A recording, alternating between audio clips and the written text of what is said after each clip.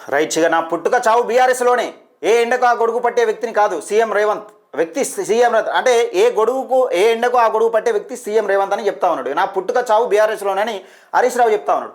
4 పార్టీలు మారిండు, నా గురించి మాట్లాడే అర్హత లేదు, కాంగ్రెస్లో ఉండి మోడీ పాట పాడుతుండు, బీజేపీ విధానాలనే తెలంగాణలో అమలు, జీవితాంతం బీఆర్ఎస్లోనని 100 సార్లు చెప్పా, బీఆర్ఎస్ మాజీ మంత్రి హరీష్ రావు అంటున్నారు కదా. వీళ్ళు తిట్టుకున్నట్టు అనిపిస్తుంది కదా మీకు.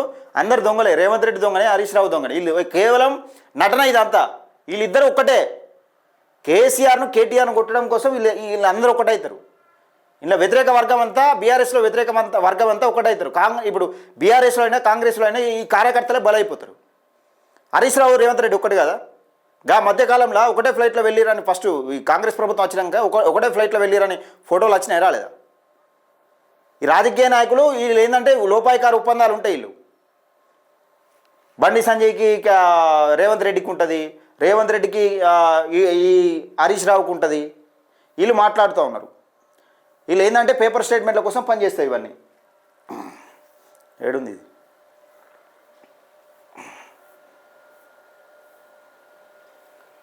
నా పుట్టుక చావు బీఆర్ఎస్లోనే.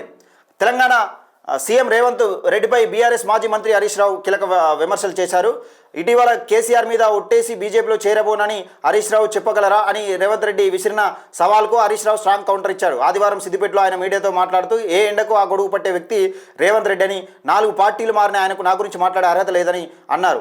అసలు రేవంత్ రెడ్డి మాటలకు విలువ ఉంటుందా అని ప్రశ్నించారు. తాను జీవితాంతం కేసీఆర్ బీఆర్ఎస్ పార్టీతోనే ఉంటానని 100 సార్లు చెప్పానని హరీష్ రావు గుర్తు చేశారు. అదే విషయాన్ని మరో 100 సార్లు చెబుతానని స్పష్టం చేశారు. నా పుట్టుక బీఆర్ఎస్లోనే, నా చావు కూడా బీఆర్ఎస్లోనే అని అన్నారు. రేవంత్ రెడ్డి కాంగ్రెస్లో ఉండి మోడీ బీజేపీ పాట పాడుతున్నారని ఎద్దేవా చేశారు. గుజరాత్లో రైతులకు కేవలం 7 గంటల విద్యుత్ మాత్రమే ఇస్తున్నారని, అక్కడ బడేబాయ్ మోడీ అమలు చేస్తున్న విధానాన్ని ఇక్కడ చోటేబాయ్ రేవంత్ రెడ్డి అమలు చేయడానికి ప్రయత్నిస్తున్నారని ఆరోపించారు.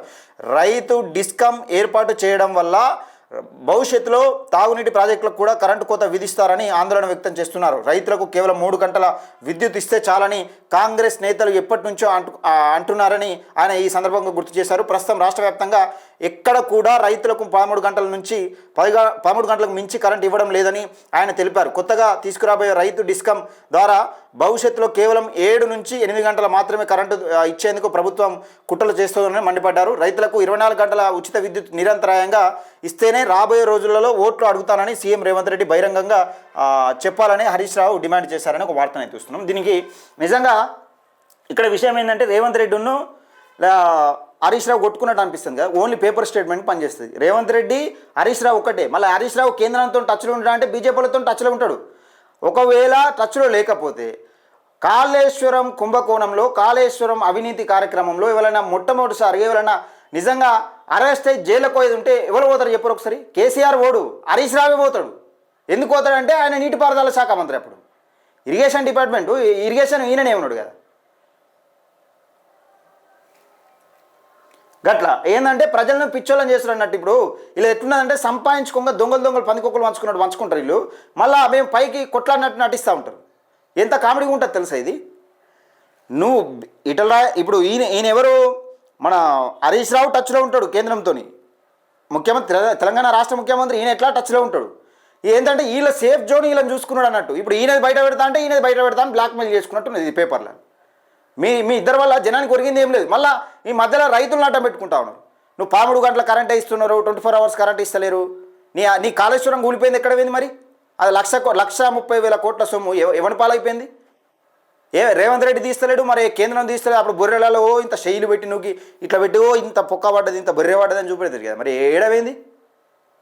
కేంద్రం సప్పులు లేకపోయా మళ్ళీ ఎలక్షన్ల ముంగట మళ్ళీ వస్తుంది ఇప్పుడు కాళేశ్వరం. అంటే జనం సొమ్ము అప్పనంగా పందికొక్కులు దోసుకున్నట్టు దోసుకుంటారు, తింటా ఉన్నారు మీరు. అంతే జరిగేది ఇదే.